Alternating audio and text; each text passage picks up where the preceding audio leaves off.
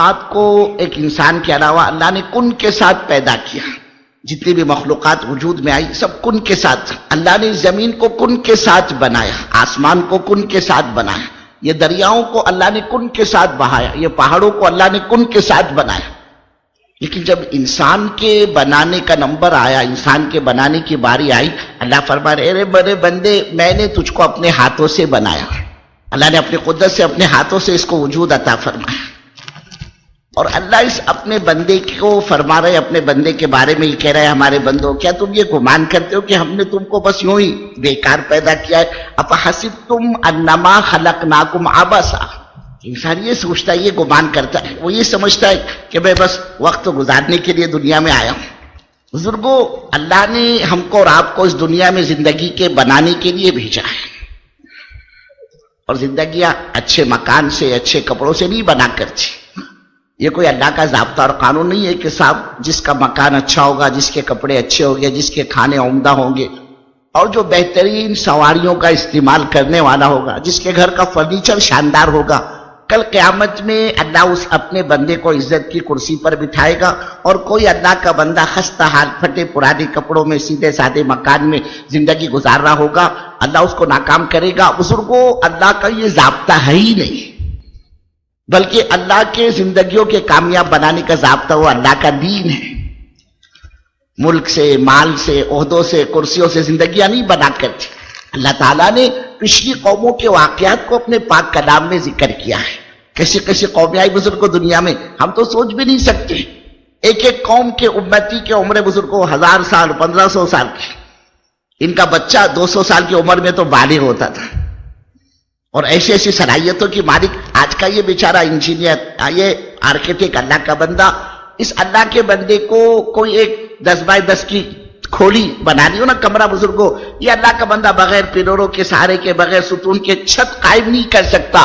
اور یہ قومیات ایسے زبردست محلات اپنے مکان میں تعمیر کرتی تھی بزرگوں, دور دور تک کوئی پلر کا, ستون کا نام و نشان نظر نہیں آتا تھا. یہ بارش کے زمانے میں استعمال کرنے کے کمرے, یہ سردی کے زمانے کے کمرے, یہ گرمی کے زمانے کے کمرے, اور پہاڑوں کے اندر بناتے تھے. اور ان پہاڑوں کو ناخنوں کے ذریعے سے کھودتے تھے. آپ اندازہ لگائیے, جب ان کے ناخنوں میں اتنی طاقت تو ان کے پورے ہاتھ کے پنجوں میں کتنی طاقت ہوگی. پتھر پر فائٹ مار دے نا بزرگوں, بھوکا مار دے, گھوسا مار دے, پتھر مٹی بن جاتا, ریزہ ریزہ ہو جاتا. ایسی زبردست قوت. آج کوئی دیوار پر فائٹ مار کر دے کہ بزرگوں دیوار تو کیا ٹوٹے گی, اس کا ہاتھ فریکچر ہو جائے گا, اس کے ہاتھ کی ہڈیاں چورا چورا ہو جائے. لیکن وہ ایسی بھاری بھرکم قوم تھی کہ پتھر پر گھوسا مار دے تو پتھر ریزہ ریزہ ہو جاتا, بھوکا بن جاتا. ایسی زبردست قوم. چلتے چلتے جیسے ہم کسی کے کندھے پر یوں ہاتھ ڈال دیتے نا, ایسے وہ چلتے چلتے سخت تناور درخت ہے, 200 سال 100 سال پرانا, جس کی جڑوں نے زمین کو تھام رکھا ہو, پکڑ رکھا ہو. یہ یوں ہاتھ ڈال کر, یہ ہاتھ کی کونی ہے نا بزرگ, اس سے ذرا سا جھٹکا دے دیتے, جڑ سمیت وہ درخت اکھڑ جاتا, اور اس کو کنارے لگا دیا کرتے. 30 40 فٹ تو ان کے قد تھے بزرگ. ہاں, بھاری بھرکم. اور قوت و طاقت کی وہ مالک. لیکن زندگیوں میں اطاعت نہیں تھی, اللہ کا دین نہیں تھا بزرگوں. اللہ نے بتلانے والے بھیجے, سمجھانے والے بھیجے, جاؤ. ہاں, چیزیں بعض مرتبہ انسان کا دماغی توازن خراب کر دیتی ہے. پھر یہ نہیں بولتی اس کے پاس کا مال بولتا, یہ نہیں بولتا اس کا عہدہ بولتا, یہ نہیں بولتا اس کی کرسی بولتی. ہر چیز کا ایک اثر ہوتا ہے بزرگوں.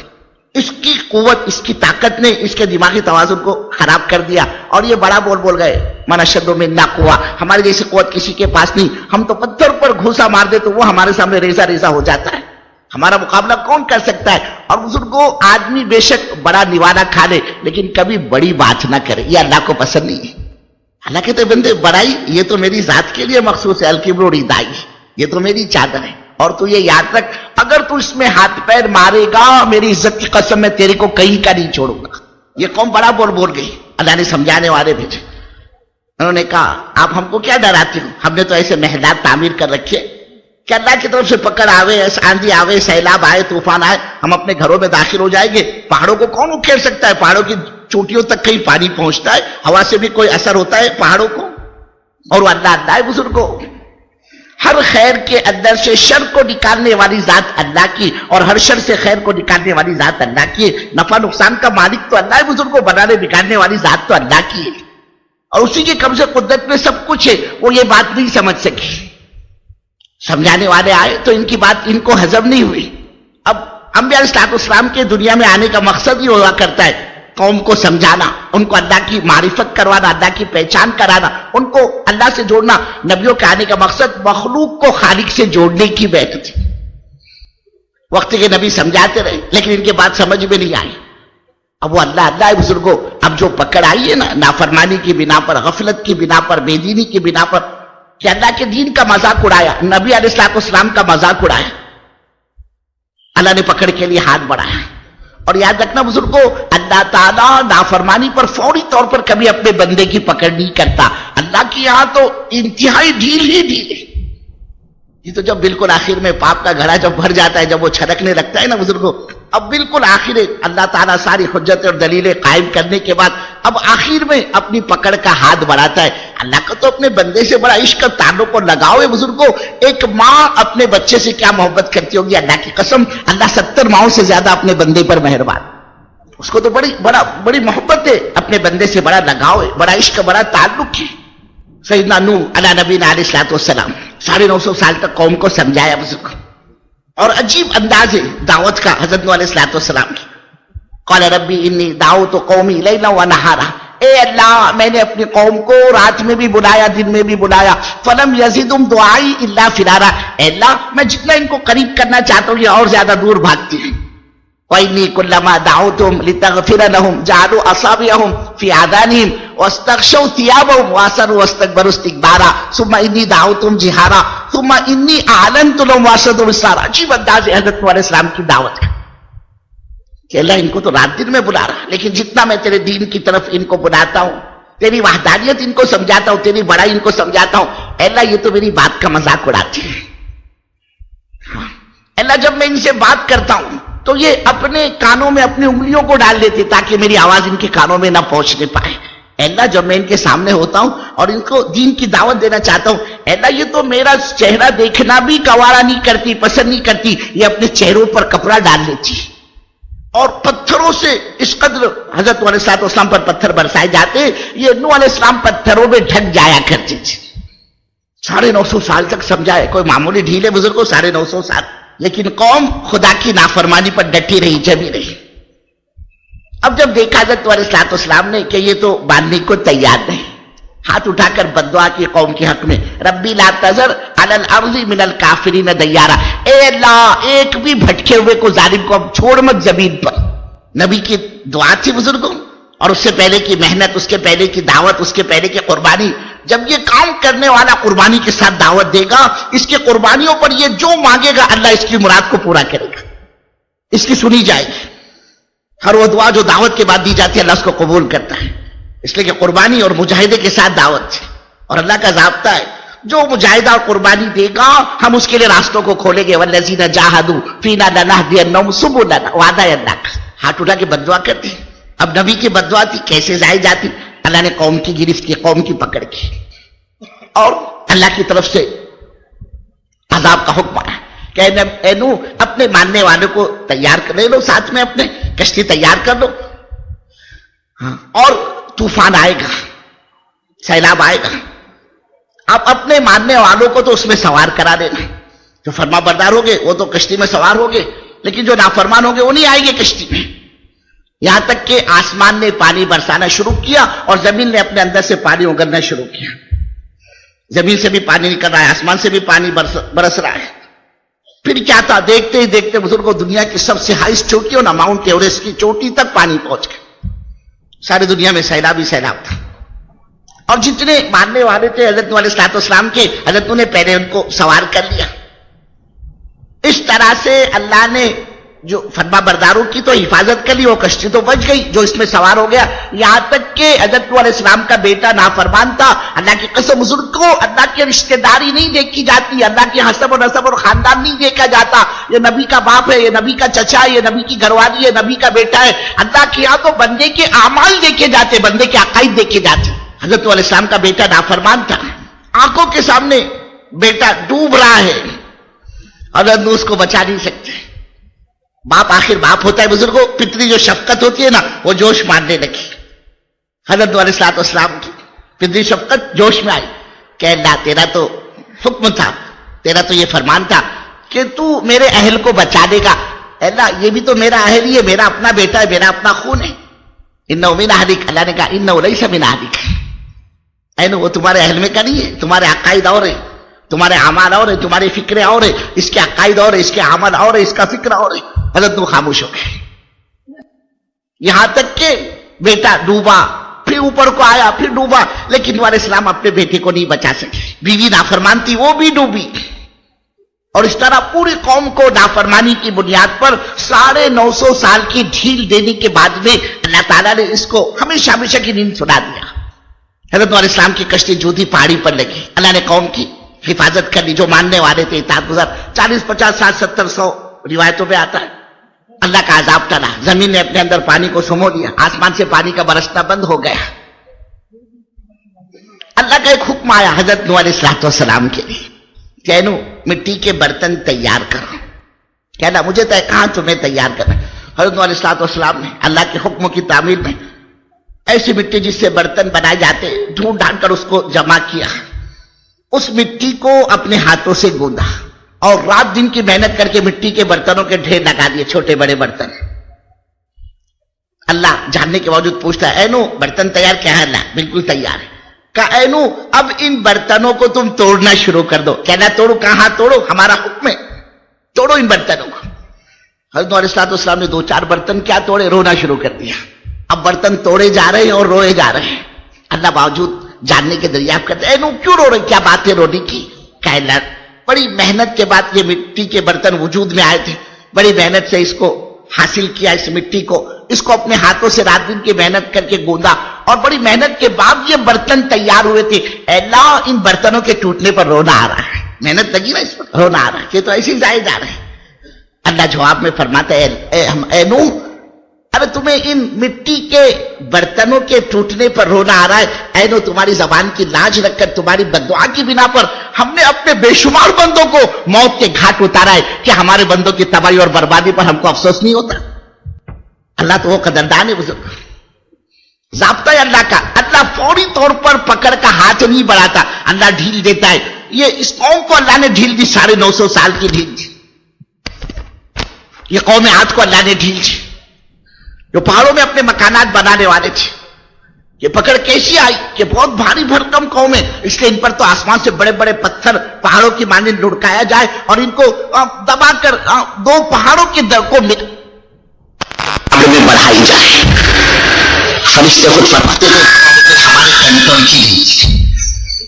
اب جب ہوا چلیے نا, یہ بھاری بھرکم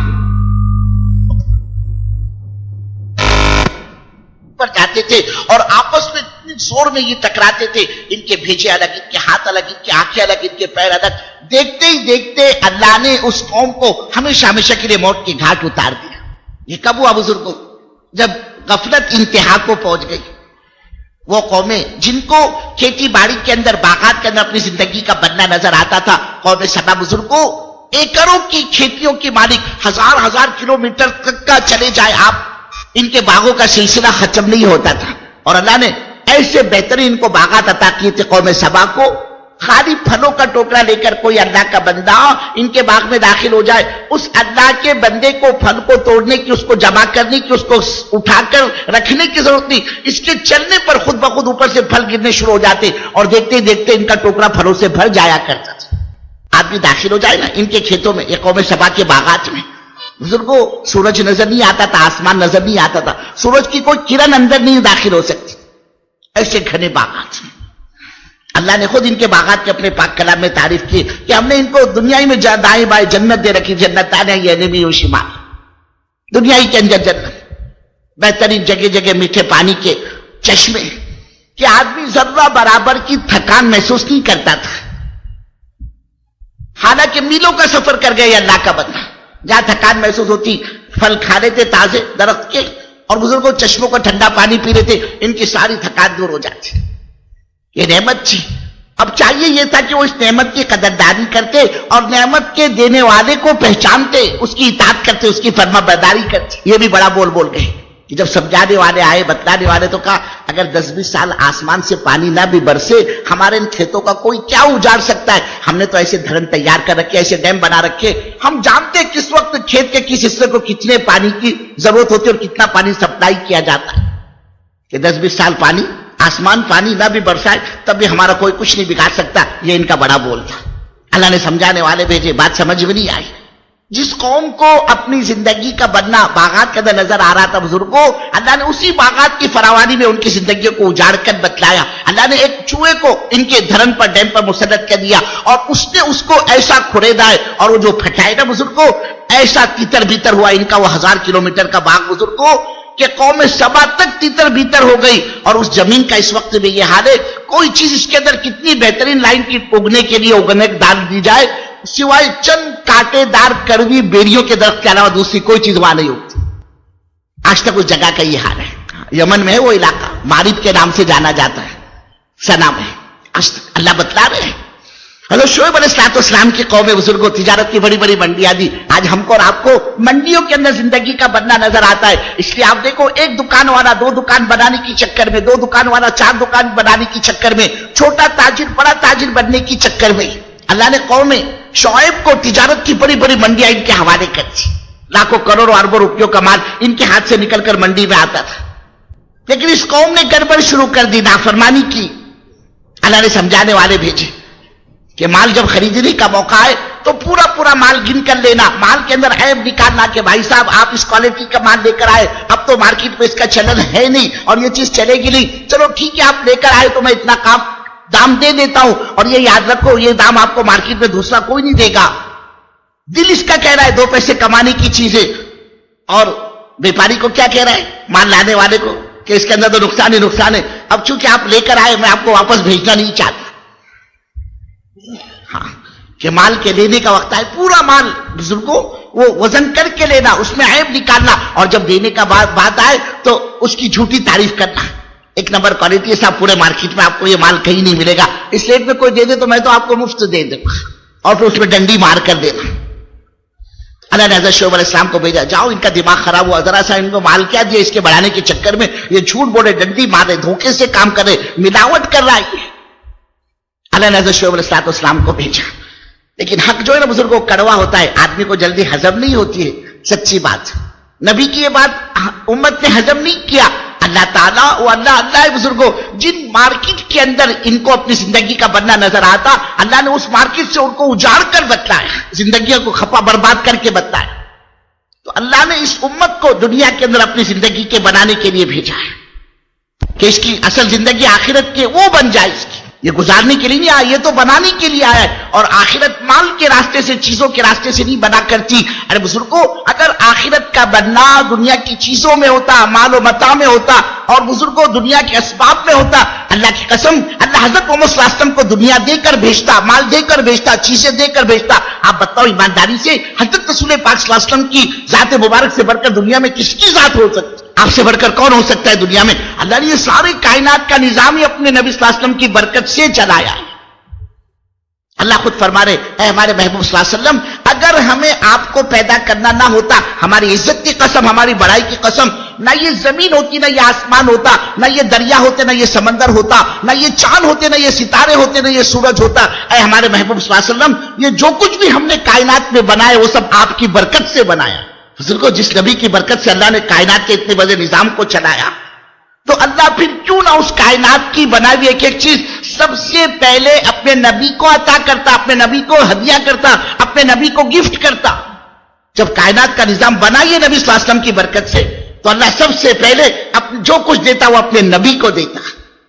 اب ذرا زندگی اٹھا کر دیکھیے حضرت رسول پاک صلی اللہ علیہ وسلم کی، آپ کی مبارک سیرت کیا کہتی ہے، آپ کی زندگی کیا کہتی ہے. بزرگوں یہ مائی عائشہ صدیقہ رضی اللہ تعالیٰ عنہا ہے. کون ہے یہ؟ سرکار مدینہ، تاجدار مدینہ، جناب محمد رسول اللہ صلی اللہ علیہ وسلم کی پاک بیوی ہے، امت کی ماں ہے، ہم سب کی ماں ہے. بزرگوں قسم کھا کر فرماتی ہے 2-2 3-3 مہینے گزر جاتے تھے ہمارے گھر میں چولہا تک نہیں سلگتا. 2-2 3-3 مہینے گزر جاتے تھے ہمارے گھر میں چولہا تک نہیں سلگتا تھا. گھر کے چولہے کب بجھتے بزرگوں، کب ٹھنڈے ہوتے؟ جب کسی اللہ کے بندے کے گھر میں کوئی چیز ہے ہی نہیں پکانے کے لیے تو وہ کائی کے لیے چولہا سلگائے گا. فرماتے 2-2 3-3 مہینے گزر جاتے تھے، چولہا نہیں سلگتا تھا گھر کے اندر. فرماتی ہے ہم نے اپنی پوری زندگی حضرت رسول پاک صلی اللہ علیہ وسلم کے ساتھ گزاری ہے، اور حضرت رسول پاک صلی اللہ علیہ وسلم کی ساری زندگی ہماری آنکھوں کے سامنے، نگاہوں کے سامنے گزر گئی۔ فرماتی اللہ کی قسم ہم نے اپنی پوری زندگی میں کبھی 2 وقت پیٹ بھر کر روٹی نہیں کھائی۔ فرماتی رات اگر ہم نے کھا لیا ہے تو دن ہمارا فاقے کی اور بھوک کی حالت میں گزرتا تھا، اور دن میں کھا لیا ہے تو فرماتی ہے رات ہمارا فاقے کی اور بھوک کی حالت میں ہماری گزرتی تھی۔ کیوں بزرگوں، ابے ممرا والو، یہ اللہ نے جو ایک بارش کا پیٹ بنایا انسان کا، بزرگوں اس پیٹ کا بھر لینا کوئی عزت کی اور شرافت کی علامت ہوتی؟ بتاؤ بزرگوں، اللہ اپنے نبی صلی اللہ علیہ وسلم کے دروازے پر فاقہ کیوں لاتا؟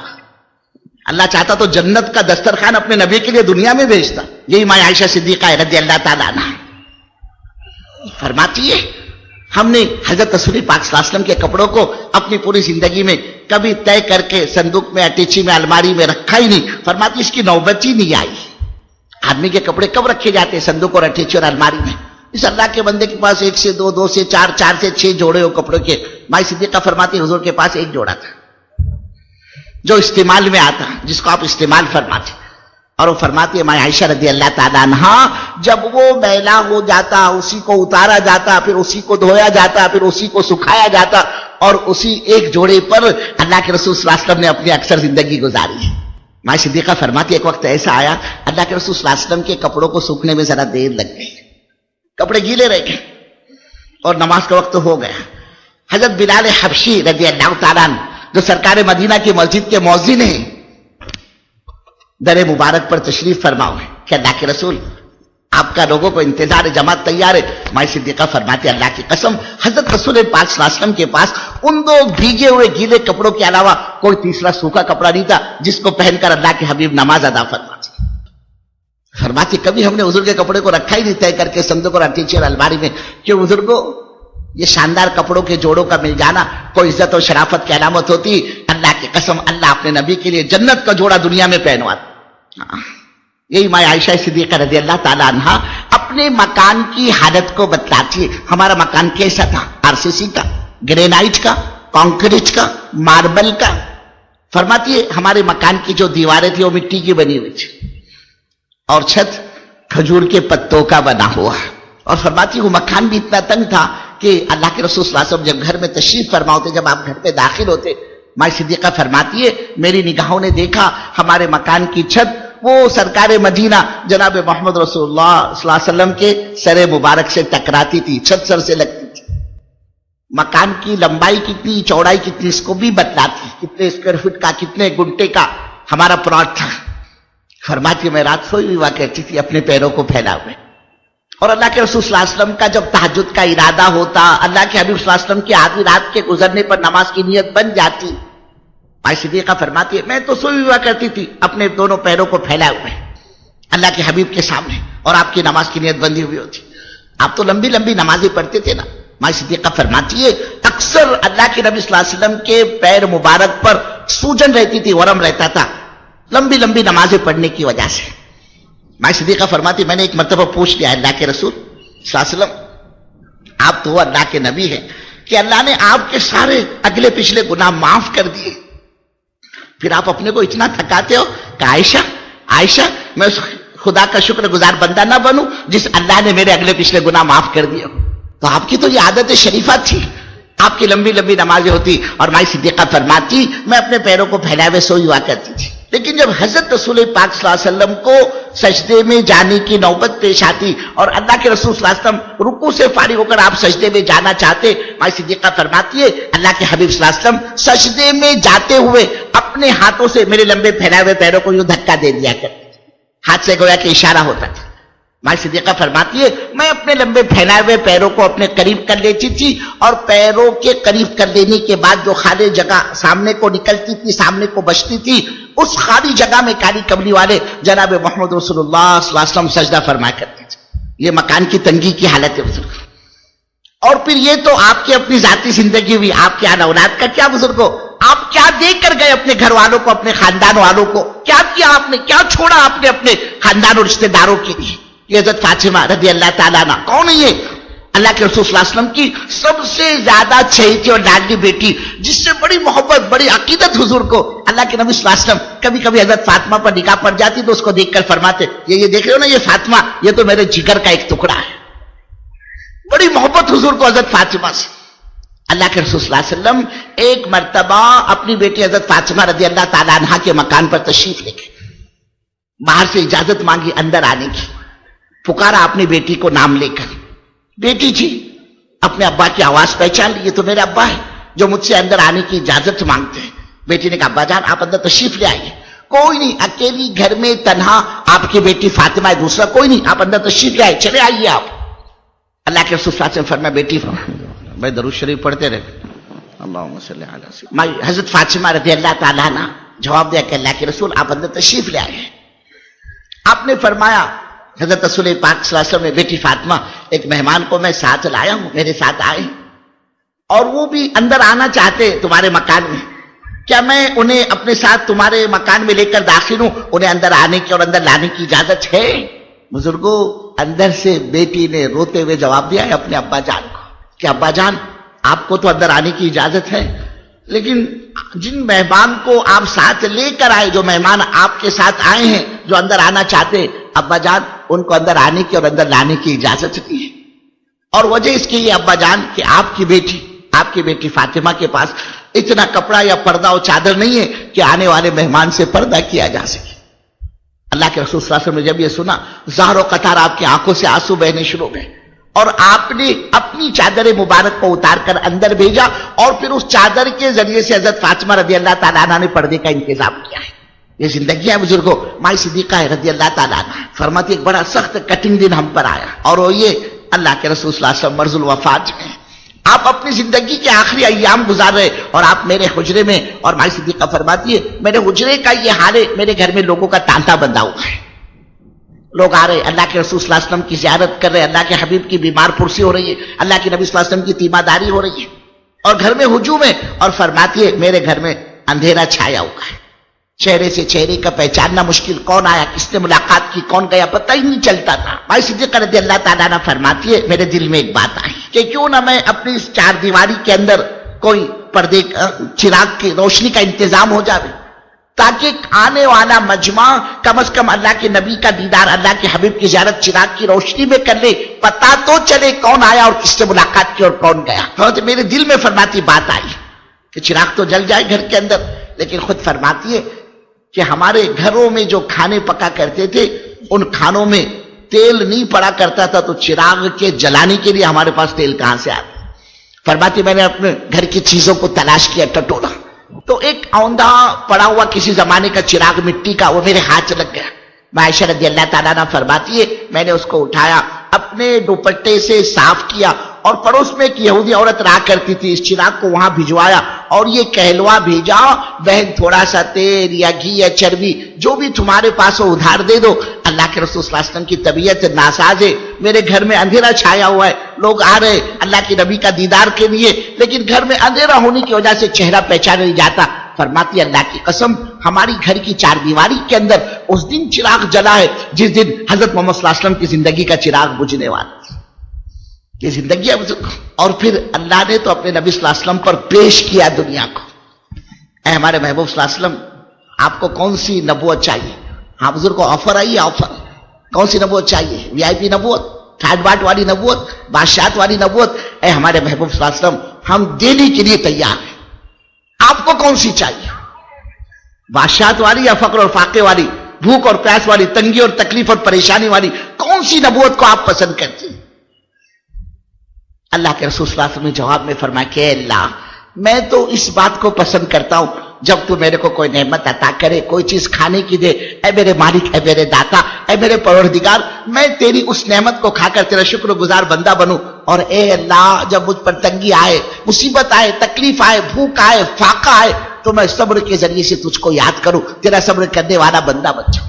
یہ کیا تھا بزرگوں؟ اللہ کی قسم اصل میں امت کی تعلیم اور تربیت مقصود تھی کہ یہ حضرت محمد صلی اللہ علیہ وسلم کی محبت کا دعویٰ کرنے والی یہ امت، یہ حضرت رسول پاک صلی اللہ علیہ وسلم کو اپنا نبی جاننے والی یہ امت، یہ حضرت رسول پاک صلی اللہ علیہ وسلم کی عقیدت اور محبت کو دل میں رکھنے والی یہ امت میری کئی دنیا کے چکر میں پڑ کر، مال کے کمانے میں لگ کر، یہ مکان کے بہتر بنانے میں پڑ کر، ایک بارش کے پیٹ بھرنے میں لگ کر، اپنے تن کو چھپانے کے لیے کپڑوں کے جوڑوں میں پڑ کر، یہ اپنی دنیا کی خواہشات میں لگ کر کہیں اپنی آخرت کو داؤ پہ نہ لگا دیں.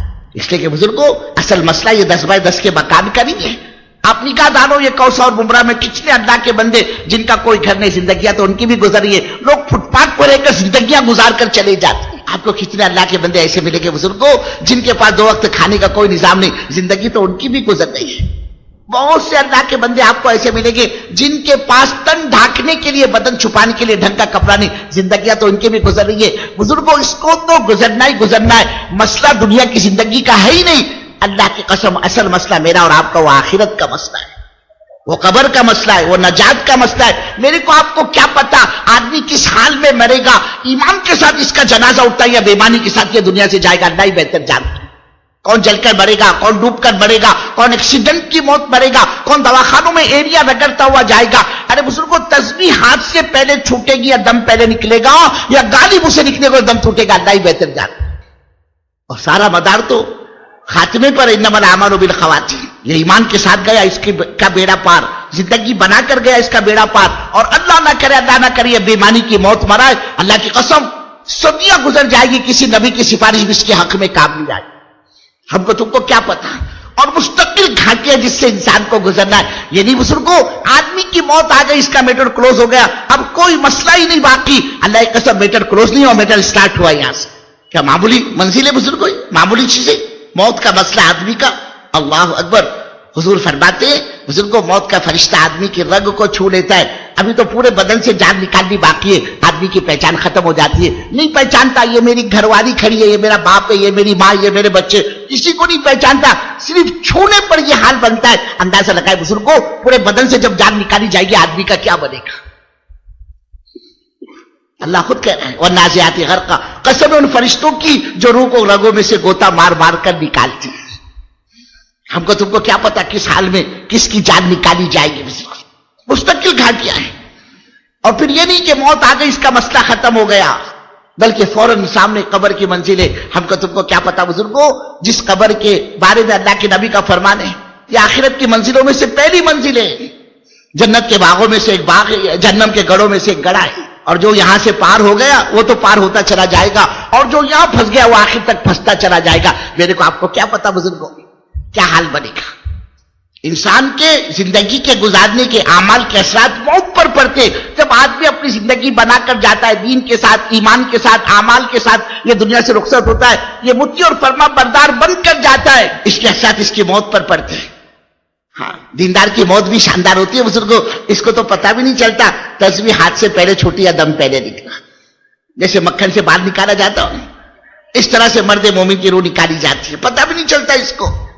70,000 فرشتے، 70,000 قسم کے گلدستے اور 70,000 قسم کے پھول اور 70,000 قسم کی خوشبوئیں لے کر آتے مرد مومن کی جان نکالنے کی، پتہ بھی نہیں چلتا اس کو. اتنے آسانی کے ساتھ اس کی روح نکالی جاتی ہے.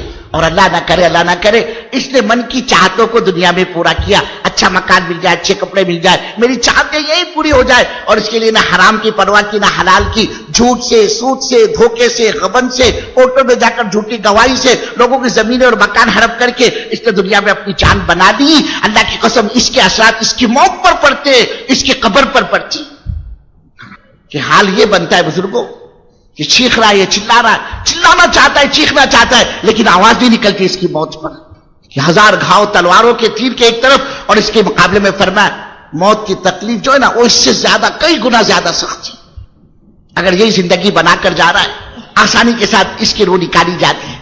قبر میں استقبال ہوتا ہے، یہ اعمال، یہ اس کا ذکر، اس کی تسبیح، اس کی تلاوت، اس کا سردی کے دنوں میں اللہ کے سامنے ٹھنڈے ٹھنڈے پانی سے وضو کر کے اس کے ماتھے کو جھکانا، یہ سارے اعمال جو یہ دنیا میں کیا کرتا تھا خوبصورت شکل میں قبر میں جمع ہو جاتے. موت کے فرشتے کو آنے نہیں دیتے، قبر کے عذاب کے فرشتے کو آنے نہیں دیتے وہاں پر. ہاں، خود پہلے سے جنت کا بستر لا کر اس کی قبر میں بچھا دیا جاتا ہے. قبر میں جنت کی کھڑکی کھول دی جاتی ہے. اور روایتوں میں آتا ہے دفن کرنے والے اس کو دفن کر کے بزرگ ابھی پوری طرح لوٹ نہیں پاتے کہ یہ مرنے والا ان کے کپیروں کی آہٹ سنتا ہے. وہاں فرشتے پہنچ جاتے ہیں اور اس سے سوال و جواب ہوتے ہیں. لیکن سارے اعمال اس کو گھیرے ہوئے چاروں طرف سے. ان فرشتوں کو بھی قریب نہیں آتے جو منکر نکیر ہوتے, سوال و جواب کے لیے آتے. بابا یہ تو ابھی تھکا مانا دنیا کی مصیبتوں سے اس نے نجات پائی ہے, اب یہ سکون کی جگہ پر آیا, ارے اب تو اس کو سونے دو. ہم تو اللہ کے بھیجے ہوئے فرشتے چاہتے کیا ہو کہ اس سے کچھ سوال جواب کر دیں. اب ٹھیک ہے, دیکھو دور سے پوچھو مرد مومن ابھی سویا ہے, اب وہ دور سے سوال کرتے ہیں اللہ کے بندے تیرا رب کون ہے, تیرا خالق کون, تیرا پرمیشور کون, تیرا مالک کون, کون ہے وہ جس نے تیری آنکھوں میں دیکھنے کی طاقت رکھی, جو تیرے ہاتھ میں پکڑنے کی قوت دی اور تیرے پیروں میں چلنے کی طاقت دی, تیرا خالق اور مالک کون ہے, کون ہے تیرا پروردگار. اگر اس اللہ کے بندے نے اپنے خالق اور مالک کو دنیا کے اندر پہنچا, اس کی اطاعت کی, اس کی فرما برداری کی, اس کے حکموں کے خلاف ورزی نہیں کی, یہ اللہ کے حکموں کا پالن کرنے والا تھا, یہ ڈنکے کی چوٹ پر کہے گا میرا رب تو اللہ ہے, میرا مالک میرا خالق وہ تو اللہ ہے. اس لیے کہ دنیا میں کبھی بھولا نہیں اپنے پیدا کرنے والے کو, قبر میں کیسے بھولے گا بزرگ, میرا رب تو اللہ ہے. فرشتے پوچھے گا اللہ کے بندے یہ اپنے دین کے بارے میں تم کیا کہتے ہو. اب بزرگوں اس نے تھوڑی کوئی اپنے گھر کی چار دیواری سے دین کے جنازے نکالے, دین کے دھجیاں اڑائی. یہ تو حضرت محمد صلی اللہ علیہ وسلم کے دین کا پالن کرنے والا تھا. اس کی کمائی میں اللہ کے نبی کا طریقہ, اس کے گھر کی شادی بیاہ میں اللہ کے نبی کا طریقہ. آپ بزرگوں اس کے گھر بچیوں کی رخصتیوں کے اندر اللہ کے رسول صلی اللہ علیہ وسلم کا پاکیزہ نورانی مبارک طریقہ, اس کے معاملات, اس کی کمائی, اس کی معاشرت, اس کے اخلاق, اس کا کیریکٹر, اس کا نیچر, اس کا سباؤ, اس کا سلوک, ان سب میں اللہ کے نبی صلی اللہ علیہ وسلم والی مبارک سیرت, مبارک زندگی. یہ کہے گا بھائی میرا دین تو اسلام ہے, میرا دین اسلام ہے. اس سے پوچھا جائے گا یہ حضرت محمد صلی اللہ علیہ وسلم سے تمہاری کیا رشتہ داری, یہ تمہارے کون لگنا, کیا ہوتے یہ تمہارے. اگر اس نے دنیا کے اندر حضرت رسول پاک صلی اللہ علیہ وسلم کی سنتوں کا پالن کیا, اللہ کے رسول صلی اللہ علیہ وسلم والی مبارک زندگی یہ گزار کر گیا ہے, یہ وہاں ڈنکے کی چوٹ پر کہے گا یہ تو میرے آقا, یہ تو میرے آقا تاجدار مدینہ جناب محمد رسول اللہ صلی اللہ علیہ وسلم کی ذات مبارک ہے. اللہ کی قسم اب یہاں اس کا بیڑا پار گزر. اس سے فرشتے کہیں گے اللہ کے بندے اب ہم تیرے کو جگانے کے لیے نہیں آئے گے, سو جا ایسے جیسے نئی دلہن سوتی ہے. اس کو سنا دیا جائے گا اور پھر وہ قبر کا زمانہ جو ہزاروں برس کا زمانہ ہوگا, ہم تو تم کو کیا پتا بزرگوں قیامت کب قائم ہوگی. اللہ سے پوچھا گیا, اللہ کے نبی سے سوال کیا گیا, اللہ کے حبیب قیامت کب آئے گی. اللہ نے قرآن کی آیت اتاری, ان اللہ عنده علم الساعہ, قیامت کب آئے گی یہ تو اللہ ہی کو پتا ہے. وَيُنَزِّلُ الْغَيْثَ, بارش کب ہوگی, کتنی ہوگی, کہاں ہوگی, کہاں نہیں ہوگی, یہ بھی اللہ ہی جانتا ہے. وَيَعْلَمُ مَا فِي الْأَرْحَامِ, باپ کے صلب سے جو قطرہ منی کا ماں کے پیٹ میں منتقل ہوتا ہے, اس منتقل ہونے والے قطرے سے کیا بنے گا اس کو بھی اللہ ہی جانتا ہے. وَمَا تَدْرِي نَفْسٌ مَاذَا تَكْسِبُ غَدًا, اور آئندہ کل کو کیا ہونے والا اس کا بھی علم اللہ ہی کو ہے, کوئی نہیں جانتا سوائے اللہ کی. تو صدیوں کا زمانہ بزرگوں اس کو سنا دیا جائے گا قبر میں. لیکن جب قیامت کے دن اس کو کھڑا کیا جائے گا, یہ اللہ کا بندہ تو سوچے گا کہ ذرا سا بھی میرے کو جھپکی لگی تھی اور کوئی میرے کو اٹھانے کے لیے آ گیا, حالانکہ قبروں میں صدیوں سویا ہے, سالوں سویا. یہ اللہ قبر کی منزل اس دینی زندگی گزارنے والے پر آسان کر. پھر وہ قیامت کا دن بزرگوں 50,000 سال کا ہوگا, 50,000 سنہ. اللہ فرما رہا ہے اے ہمارے بندو, ارے اس دن سے ڈرو, اتقوا ربکم ان زلزلۃ الساعۃ شیء عظیم. جو قیامت کا زلزلہ ہوگا نا وہ بڑا بھیانک زلزلہ ہوگا. اللہ کہہ رہا ہے میرے بندو یوم ترونہا تذہل کل مرضعۃ عما ارضعت, کہ دودھ پلانے والی جو مائیں ہیں نا وہ اپنے بچے کو زمین پر پٹک دے گی اور وہ بھول جائے گی اللہ کی بندی کہ میرا بھی کوئی دودھ پیتا بچہ تھا جس کو میں دودھ پلاتی تھی. وتضع کل ذات حمل حملہ, گھبراہٹ اور وحشت کی بنا پر بزرگوں حاملہ عورتوں کے حمل ساقط ہو جائے گی. وہ ترى الناس سکارا وما هم بسکارا, لیکن بندے تم دیکھو گے کہ ایک نشے کا عالم چھایا ہوگا, حالانکہ وہ نشہ نہیں ہوگا, وہ عذاب آخرت کا عذاب ہوگا, قیامت کے دن کی وہ سخت پکڑ ہوگی.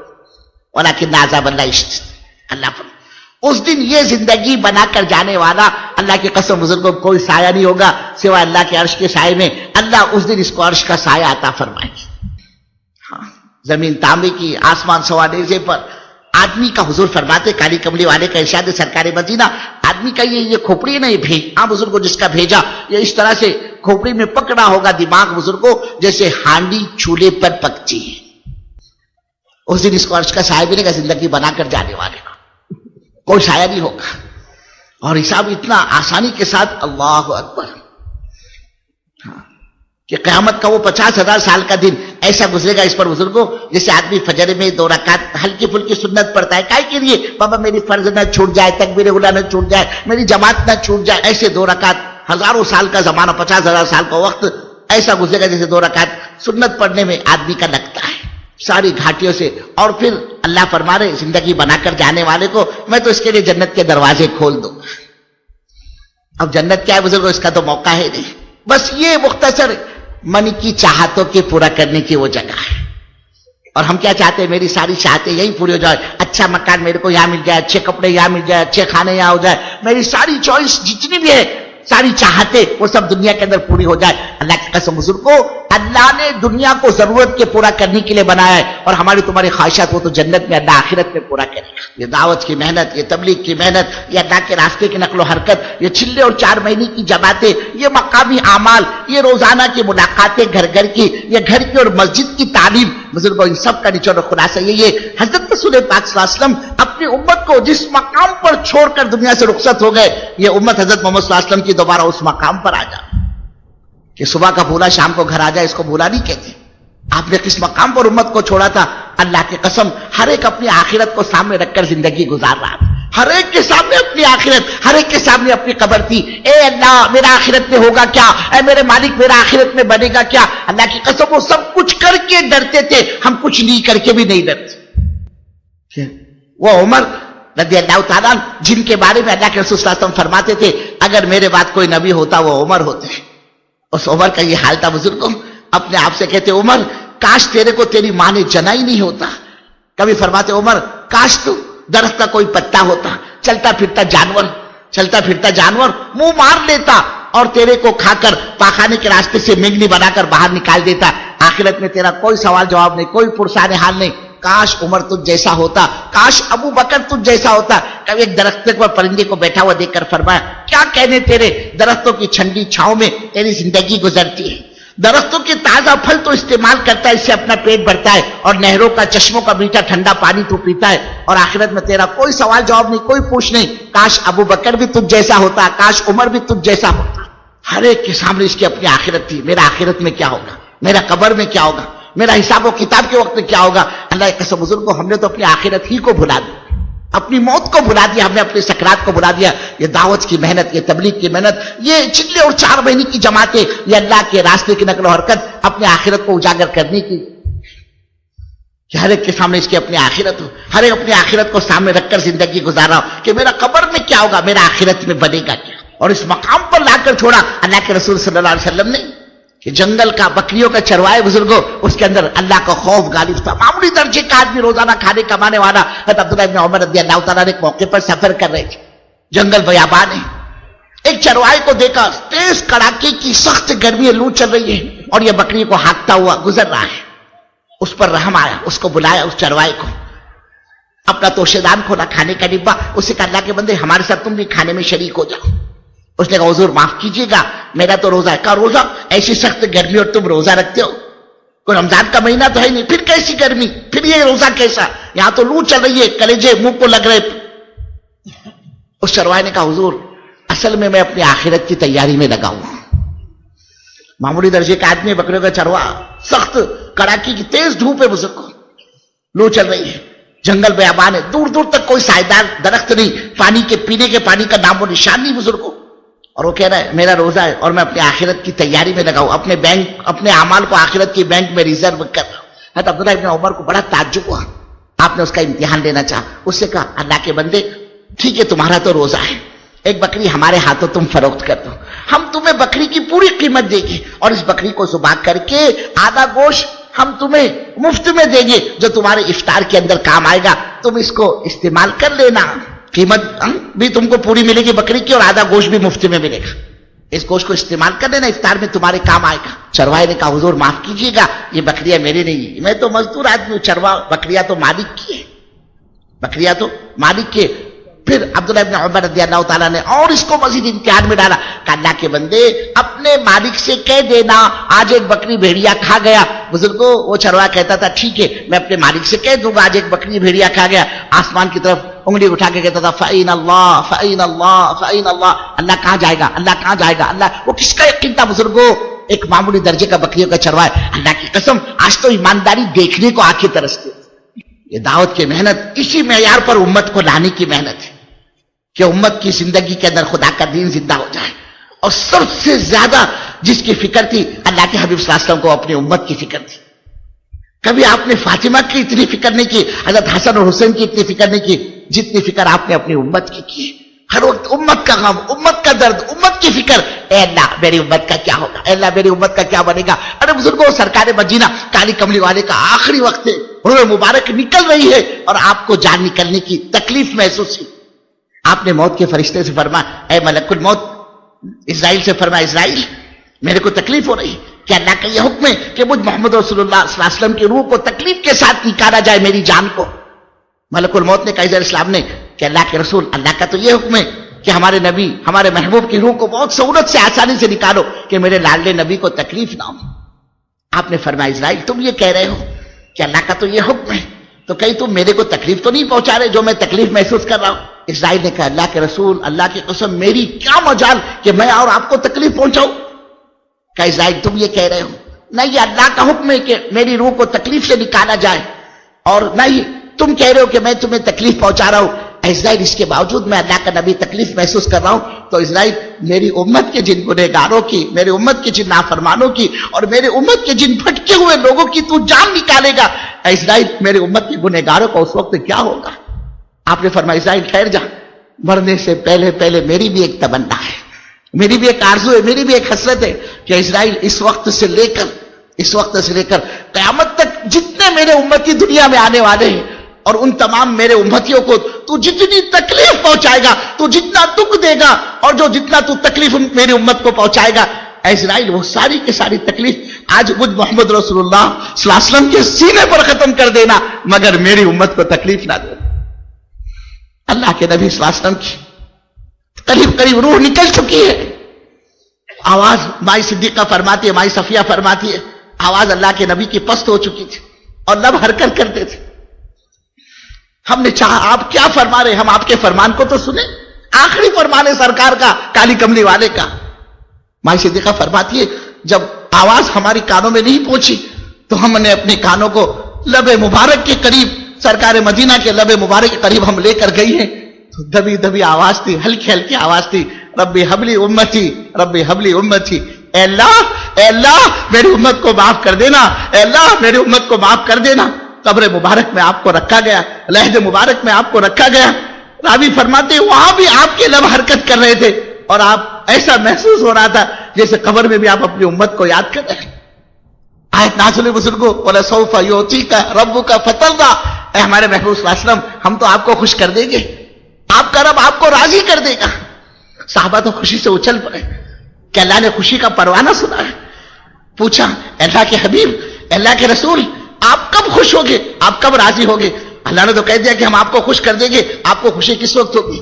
یہ نہیں کہا کہ میں حسن اور حسین کا ہاتھ پکڑ کر جنت میں جب تک داخل نہ کر لوں, بلکہ فرمایا میں اپنے کلمہ پڑھنے والا ایک ایک امتی کا ہاتھ پکڑ کر جب تک اس کو جنت میں چھوڑ کر نہیں آؤں گا میرے کو خوشی نہیں ہوگی. امت کا فکر, اور پھر اس دین کو یہاں تک پہنچانے کے لیے اللہ کی قسم تکلیفیں. کالی کملی والے کا فرمان ہے, جو دین میں تم تک پہنچایا ہو نا, اس دین کے پہنچانے میں جتنا مجھ کو ستایا گیا اتنا کسی نبی کو نہیں ستایا گیا, جتنا مجھ کو رلایا گیا اتنا کسی نبی کو نہیں رلایا گیا. سارے نبیوں کی تکلیفیں, سارے نبیوں کا رونا ایک طرف رکھ دو, اور فرمایا میرا رونا اور میری تکلیفیں ایک طرف رکھ دو, ان لاکھ سوا لاکھ کے مقابلے میں میرا رونا اور میری تکلیف بڑھ جائے گی. مکے کے مارکیٹ میں آپ کو گھسیٹا گیا, آپ کا بائیکاٹ کیا گیا, آپ کے راستے میں کانٹے بچھائے گئے, آپ نماز کی حالت میں ہوتے اور اونٹ کی اوجڑی گندگی بھری ہوئی آپ کے قبر مبارک پر رکھ دی جاتی. ایک وقت وہ آیا جس مکی سے اللہ کے حبیب صلی اللہ علیہ وسلم کو رات کے اندھیرے میں نکلنا پڑا تھا. آپ چھوڑنا نہیں چاہتے تھے مکہ کو, رات کے اندھیرے میں جان بچا کر آپ نکل رہے ہیں اور بار بار بیت اللہ پر نگاہ ڈالتے ہیں, اور آپ فرمائے جا رہے ہیں بیت اللہ, اے بیت اللہ, میں تجھے کسی حال میں نہیں چھوڑتا, تو میرا محبوب ہے, تو اللہ کا گھر ہے, میں تجھے کسی حال میں نہیں چھوڑتا, لیکن میں کیا کروں, میری قوم مجھ کو یہاں رہنے نہیں دیتی, ورنہ میں کسی حال میں تجھ کو نہیں چھوڑتا.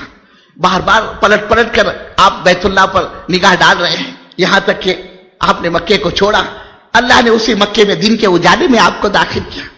10,000 کی جماعت سرکار مدینہ کے ساتھ, 10,000 کا مجمع ہے اللہ کے رسول صلی اللہ علیہ وسلم کے ساتھ. ایک صحابی تیش میں آ گئے اور تیش میں آ کر نعرہ لگایا, ارے آج تو انتقام اور بدلے کا دن ہے, او مکے کے بےمانو تم تیار ہو جاؤ، کل تمہاری گردنیں تلواریں تھی اور ہماری گردنیں تھی، آج ہماری تلواریں ہوگی اور تمہاری گردنیں ہوگی، تیار ہو جاؤ، پھر نہ کہنا ہمیں خبر نہ ہوئی۔ آج انتقام لیا جائے گا، آج تو بدلہ لیا جائے گا۔ اللہ کے رسول صلی اللہ علیہ وسلم نے جب یہ نعرہ سنا، فوراً حضرت سعد رضی اللہ تعالیٰ عنہ، جن کے ہاتھ میں اسلام کا جھنڈا تھا، پرچم تھا، ان کے ہاتھ سے چھین لیا اور ان کے بیٹے کو دیا اور کہا، اے سعد، کس کی اجازت سے تم یہ ایسے بھڑکانے والے نعرے لگا رہے ہو، اشتعال لوگوں کو دلانے والے نعرے، کس نے تمہیں ایسے بھڑکانے والے نعرے لگانے کی اجازت دی؟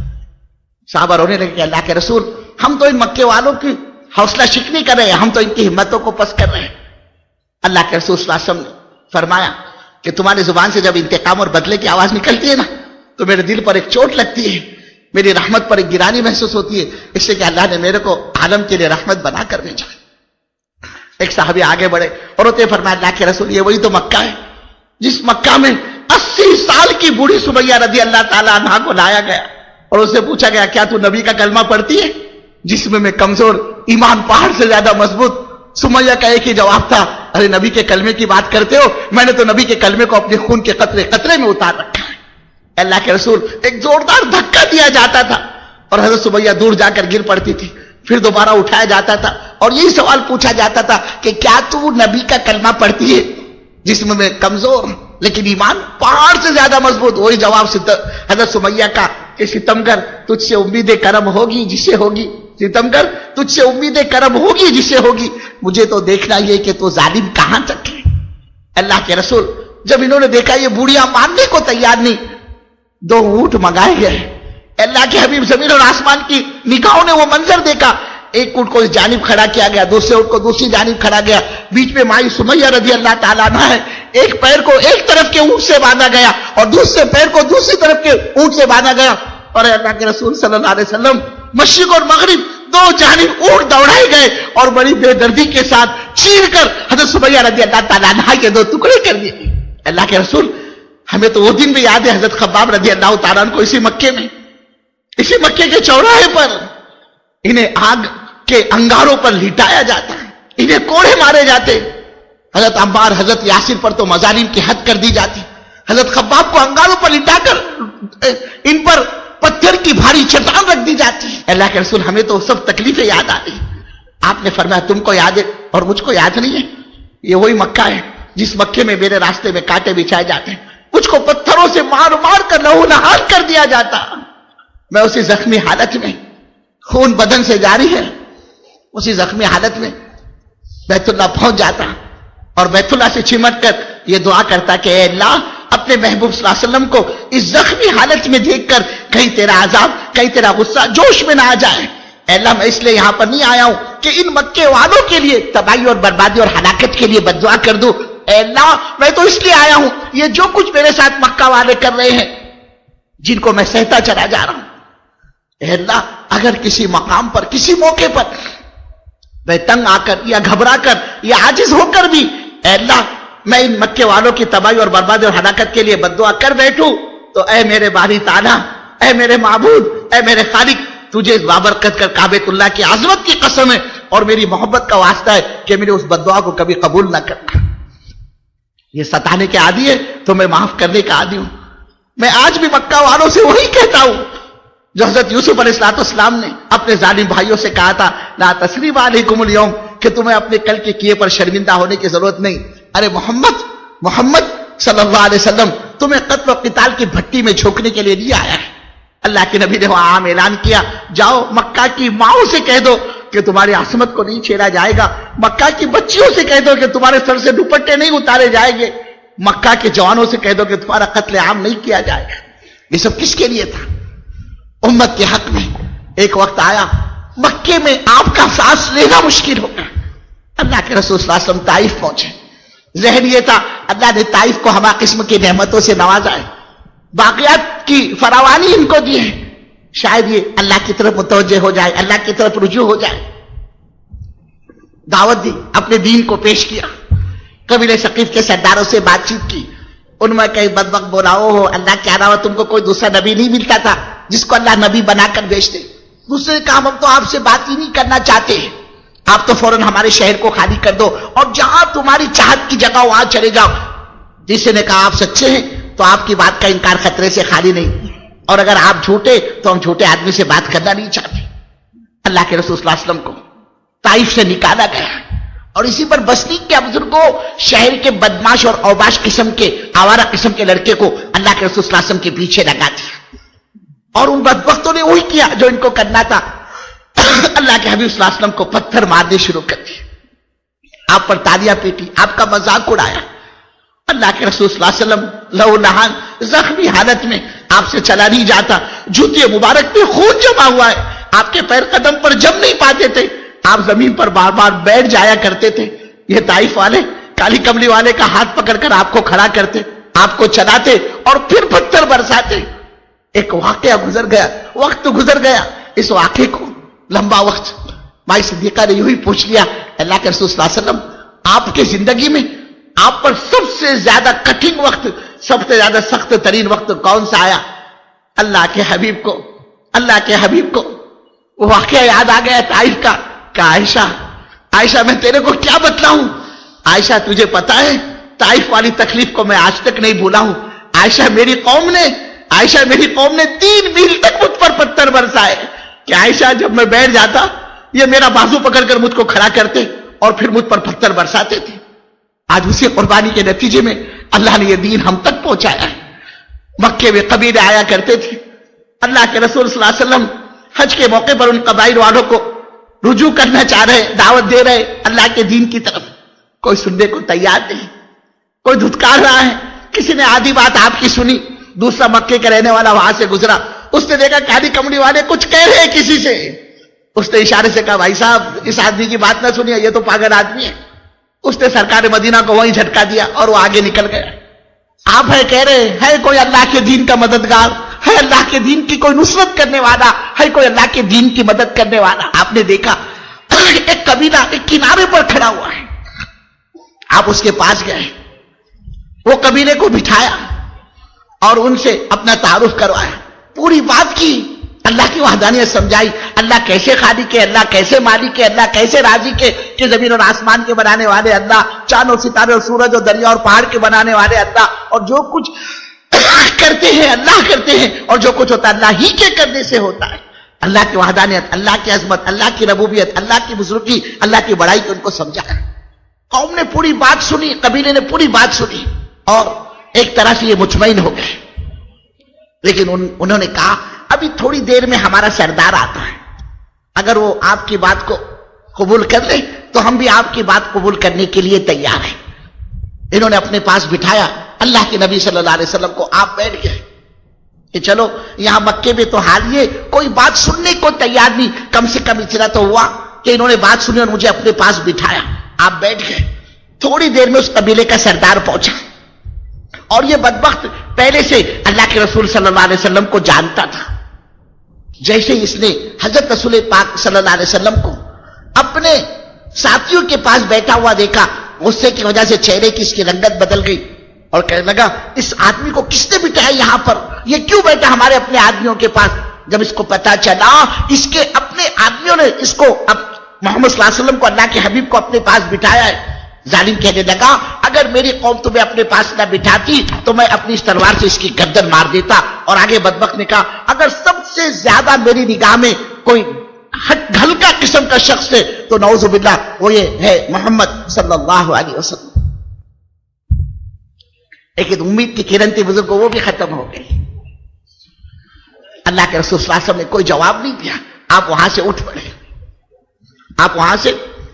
پڑے اور آپ اپنی اونٹنی پر سوار ہونا چاہ رہے تھے۔ اللہ کے رسول صلی اللہ علیہ وسلم اپنی اونٹنی پر سوار ہونا چاہ رہے تھے، اس ظالم سردار کے ہاتھ میں نیزہ تھا جس سے اس نے اونٹنی کو چبویا اور وہ اونٹنی اچھل پڑی، وہ اونٹنی بچک پڑی اور حضرت رسول پاک صلی اللہ علیہ وسلم اونٹنی پر سے چاروں خانے چک زمین پر گر پڑے۔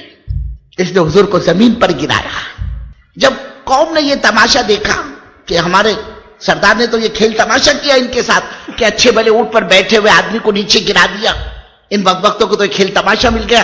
ان میں ایک بدبخت آگے بڑھا اور اس نے آ کر گریبان پکڑا سرکار مدینہ جناب محمد رسول اللہ صلی اللہ علیہ وسلم کا اور چہرے مبارک پر تھوکا دوسرے بدبخت نے مٹی اٹھا کر حضور پاک صلی اللہ علیہ وسلم کے سر مبارک پر ڈالی اور ایک بدبخت آگے بڑھ کر اللہ کے حبیب صلی اللہ علیہ وسلم کے کپڑے کو